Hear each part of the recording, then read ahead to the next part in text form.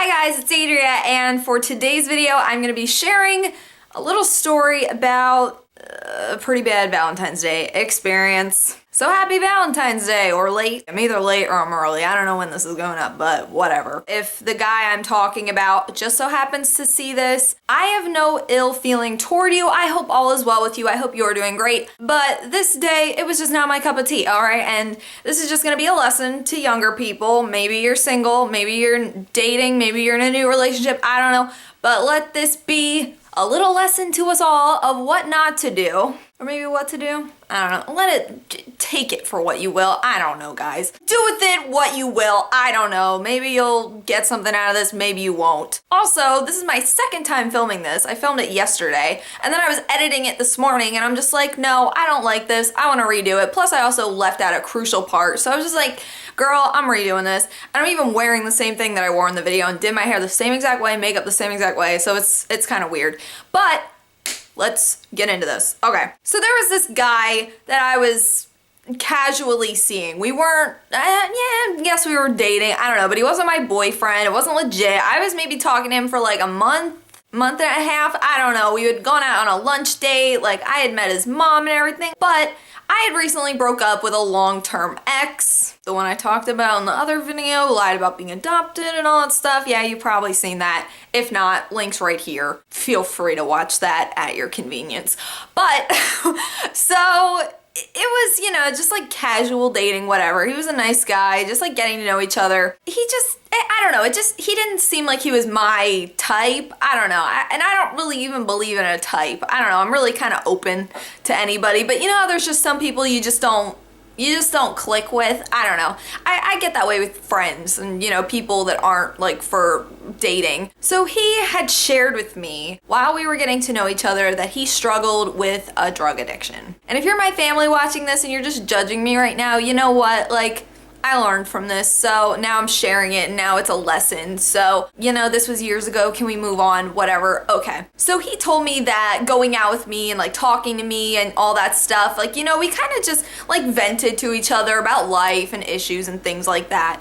And he said that talking to me really helped him with his drug problem. So I'm just like, you know, I'm kind of at a loss here, because it's like, I don't really want to date you. It's not 100% because of this. I just don't really feel like we're compatible, but you know, this drug thing doesn't help. I also didn't want to be that person to just be like, we're done, like, don't talk to me ever again because of that. You know, I didn't want to seem, you know, heartless and like I didn't care. And I also didn't want to, like, you know, break his heart and whatever and get his hopes down and whatever, so then he goes and overdoses and then I have that on my conscience for the rest of my life. I was being very careful with the choices I made, and I was just like, you know what, I'll just play this out. Maybe something else will go wrong and I can be like, okay, we're not gonna talk ever again because of this. And that's when this happened. So here we go. He asked me if I wanted to go out for Valentine's Day. I'm like, okay. I'm, you know, still not over my ex, whatever. I know that's horrible to be like going out with somebody and you're not over your ex. I felt like if I could just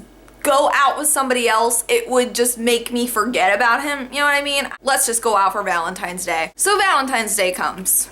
I wake up with strep throat. Isn't that fun, kids? I'll tell you, girl, when I get strep throat, I get it so bad. I've had it so many times in my life. I don't know if I need my tonsils taken out. I don't know what that has to do with. I have had strep throat at least 3 or 4 times in my life. I don't know if that's a lot, probably not. I don't know how common it is. I don't know, but I get it pretty bad. One time I had to spit out all my saliva. I couldn't even swallow it. It was that bad. Yeah, TMI. So I wake up with strep throat.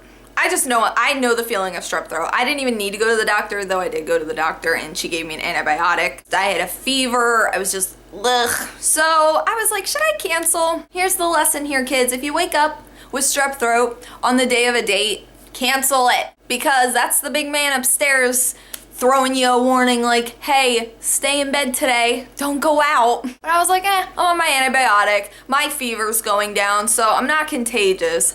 I can still go out, right? I didn't cancel the date. I'm at the grocery store with my Nana. I get him a balloon and some chocolates and a card, and I write him a nice card, like thanking him for taking me out. You know, I honestly really appreciated him as a person, you know, being there for me and all that stuff. And, you know, it's Valentine's Day. I'm gonna get you something corny. So I then spend 2 hours getting ready for this date. And you know that's serious, girl, because this today took me maybe 45 minutes. Brandon wanted to go to Chipotle the other night. I was already in my pajamas. I literally spent 10 minutes just putting on some normal human clothing and a bra, unfortunately. And I'm like, okay, I'm ready, let's go. You know, like, I don't even wear a bra to Walmart. I just, like, I don't care. I don't care. Do I really have to wear a bra with this? I don't know. I really put a lot of time into my appearance that night. My winged eyeliner could have stabbed somebody, honey. It was so pointy and it was just gorge. He's then like 20 minutes late.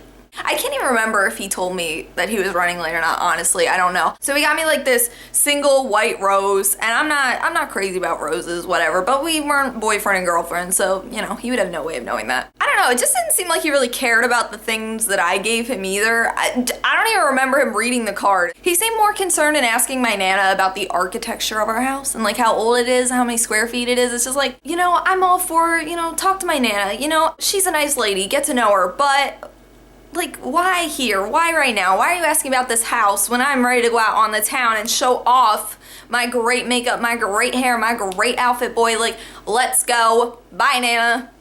Hi, Nana. And Nana, I'm so sorry that this happened, but you know what? I just, like, let's learn, okay? We all do stupid stuff. And I can honestly say I was a stupid teenager, so I was still a teenager when this happened. So we get ourselves involved in stupid situations, but I don't know, I just wanted to play it out. I knew it wasn't gonna last. I knew we weren't gonna be official. I knew that. I was just waiting for it to play itself out, and it did. And here's how. So we get in the car. He asked me where I want to go to eat. We couldn't really decide. We were just like talking about places. I don't know. I'm one of those people. I'm like, you know, wherever you want to go is fine. I don't know. He says, would you mind if we stop by my brother's house real quick? Okay. He's like, oh, it'll be quick, whatever, you know, we can just say hi and then we'll go. So I'm thinking like, that's whatever, that's fine. Let's go. Who cares? His brother's house was still in my town, but I had never been to this neck of the woods. It was a little scary. It looked like something out of 8 Mile, girl. I don't know. It was scary. It was spooky. I don't even know how we got to this house. It was almost like we went through a wormhole. It's like, are we still in the same town? I don't know. But it wasn't that far away, and it was weird. So I asked him if he just wanted me to stay in the car because I was a little spooked out. I had never been here before and going to a house I've never been to before, meeting people I've never met before. I'm like, and going to his house and meeting his mom in broad daylight is completely different than this, honey. Let me tell you. So he says, no, come in, we'll meet him. So we go in and meet him, and just from looking at this guy, I knew that that was not his brother. He was tall, he was thick, not even fat. He was just like, you know when a guy is just like built like a house? I don't know. And he was darker skinned. Is this one of those things where it's just like, you know, your friend and you call them your brother just for the sake of calling them your brother because, you know, you could have told me he wasn't really your brother. He's like, oh, he's not really my brother. We kind of just grew up together.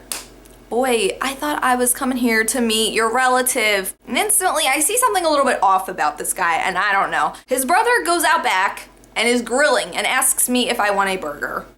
I kindly refuse because I'm like, I'm pretty sure we're going out to eat, so I don't really want a burger, but thank you though. Smells good, but no thanks, Chachi. He offered me alcohol too, and I'm like, no thank you. So even though I was in a pretty bumpy situation, I would say I was being relatively smart about it, not accepting food and not accepting drinks.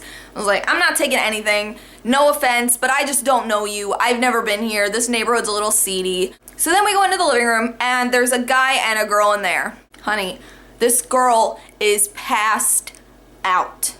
I am saying lifeless, okay? If nobody else was in there, I would have been calling 911 thinking she was dead. And the guy, I'm assuming was her boyfriend, was like trying to wake her up. He said her name like 1,000 times trying to get her to wake up. I'm a heavy sleeper, honey. You could walk on top of me and I will not wake up, okay? She was not sleeping. She was either drunk or overdose, comatose. I don't know, Felicia. She was out. And that freaked me out a little bit. I'm just like, what? I didn't ask. I'm like, okay. Meanwhile, Ted's on the TV, and let me just tell you, I hate that movie. I've never even seen the whole thing, and I hate it. I don't have to see it, honey. I don't find it funny. And I like South Park, and I don't find that funny. So, so it's just awkward. This girl's passed out on the couch. This guy's standing there. The house is all like smoggy, and it wasn't from the burgers because he was cooking them outside. He was grilling them on the grill.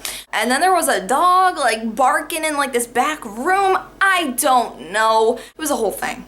It was a whole thing. I don't know. He told me that his brother, either he was on drugs or he was off of drugs. I can't remember if he had recovered or not. I honestly can't remember. Dude, and this girl's passed out on the couch. That's freaking me out. There's like beer bottles everywhere. There's like cigarettes everywhere. Just bad vibes, honey, bad vibes. You know, people are always like good vibes only. This was such a bad vibe, girl. I wanted to just go. I wanted to go. And after the guy that I was with and his brother and the other guy were like chit-chatting for a while, we were probably there maybe an hour at the most, I'm thinking. I don't know. After that, we left. I'm like, thank you, Jesus. Thank you, Jesus. I wish I had stayed in bed. I wish that my strep throat had kept me home. I wish that I had been more assertive and been like, no, I'm not going out. Sorry. So then we're in the car again. I'm just like, bruh. What did you just bring me into? Not appreciating it. And I am not even saying this like I think I am better than them, whatever. I really don't. What people do in their own house is fine. If you want to be passed out on your couch while Ted is on your TV, go for it. YOLO. Do it. By all means. If that is what you want to do, girl, live your life. I'm not going to say otherwise, but that's just not me. So it was a little uncomfortable, and I'm just... So he's like, I feel bad, like, you know, it's kind of too late for dinner. Like, do you want to just go back to my house and we'll watch some TV? Because that's like what we did. And I'm just like, fine. I should have said no. I should have just been like, no, take me home. But I was hanging on to a little sliver of hope that maybe the night wouldn't end so terribly. Because I feel like if I had just gone home then, I would have just been like...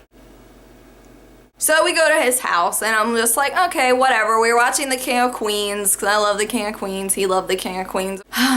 Girl, let me just put it this way. If you gave me a horrible night, didn't take me out to dinner like you had said, made me feel very uncomfortable, do not try to put moves on me. And that is what he did. I told him to stop. You know, I'm all for making out, whatever. There's no harm in that. You know, if you know, I'm not gonna make out with a complete stranger, but it's like, okay, whatever, we'll make out and stuff. But if you try to go farther than that, I'm sorry, no. And I was just so uncomfortable. I could tell where this was going, and it was not going somewhere good. I told him I need to go home. And I wish I had said that back at his brother's house, but I need to go home. And he asked me why. What did Adria's wonderful mind come up with as a reason why I needed to go home? I said I'm gay, and he just... What? Adria, that's the best you could have thought of at that moment. I was just so over that day. I was so over him. I was so over this. The King of Queens is on right now, and you're trying to put moves on me. This is not my life. This is not my lifestyle. The power of Christ compels you. Please drive me home. I'm over this. Let's go. So then we're getting ready and walking out the door and stuff, and then he stops and he's like, wait, are you really gay? And I just shook my head. I'm just like... And he did not say a word the entire car ride. It was very awkward. But you know what? I'm glad. I'm glad he felt awkward because I felt awkward. I felt awkward this entire night. And I thought that I was gonna get a nice little dinner, even if it was at Olive Garden. I just wanted some breadsticks, dude. That is all I wanted. I didn't want this. Okay? So he drops me off and he says, do you want me to walk you in? I said no. I got out. I left. Never heard from him again. And they lived happily ever after. In all honesty, I really hope that he's well. He was a good person. He was not a bad person at all. Really was. I would be the first one to say he was an a-hole, like whatever, screw him. He was a good intended person. I just don't think that he knew what he was doing, and it was just a little... So that was pretty much my worst Valentine's Day ever. That is so stupid. I was stupid, whatever. It was a stupid situation. It was just all around stupid. And guys, if you tell a girl you're gonna take her out for Valentine's Day, don't take her to your brother's house. Don't make her sit and watch Ted. Don't sit there and talk to guys while she's sitting there on her phone contemplating how the heck she can get out of here. No, take a girl out Take her out on the town, okay? Treat her like a lady, and especially don't interrupt her when the King of Queens is on. So I hope you guys enjoyed this video. If you did, be sure to give it a thumbs up, and let me know down in the comments below if a date ever took a turn that you did not want it to take. Did something awkward ever happen? Were you ever put in an uncomfortable situation that you just didn't know what to do? I know I have. And that was just it for me. I mean, I am more than willing to be your shoulder to cry on and to help you through a hard time, because I know that he really was struggling. He had a lot of crap going on in his life, but it's just like, I think that this night was a sign that this just isn't gonna work. So be sure to subscribe if you're not already, because I put out videos 3 times a week, and we are almost at 90,000 subscribers, or Panda Pals, whatever you want to call them. We are almost at that. And that was only 10,000 away from 100,000, and girl, I'm gonna smash a cake in my face when we reach 100,000, okay? I'm gonna do it. Hold me to it, okay? I'm gonna do it. I will see you guys again real soon. Until then, Panda hugs. I love you guys. Bye!